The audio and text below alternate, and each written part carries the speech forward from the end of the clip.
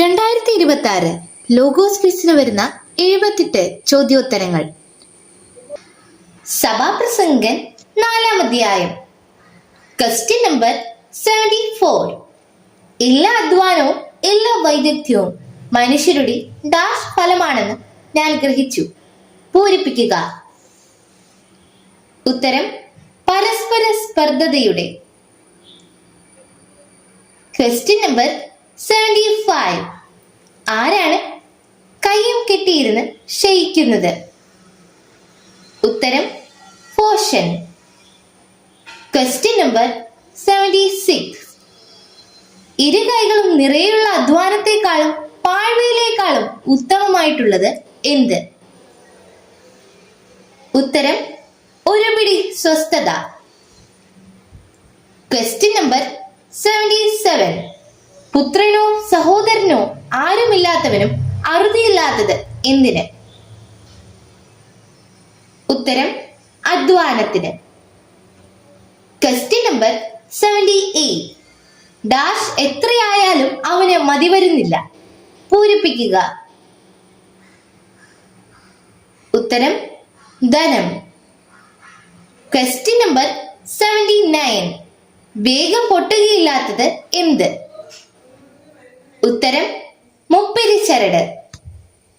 Question number 80. ഉപദേശം നിരസിക്കുന്ന വിഡ്ഢിയും വൃദ്ധനുമായ രാജാവിനേക്കാൾ ഭേദമായത് ആര്? ഉത്തരം നിർധനനെങ്കിലും ബുദ്ധിമാനായ യുവാവ്. Question number 81. സഭാപ്രസംഗൻ 4-ാം അധ്യായം 7-ാം വാക്യം പ്രകാരം മിഥ്യ കണ്ടതെവിടെ? ഉത്തരം സൂര്യന് കീഴെ. Question number 82. സൂര്യന് കീഴെ വീണ്ടും ഞാൻ ഡാഷ് കണ്ടു. പൂരിപ്പിക്കുക. ഉത്തരം മിഥ്യ.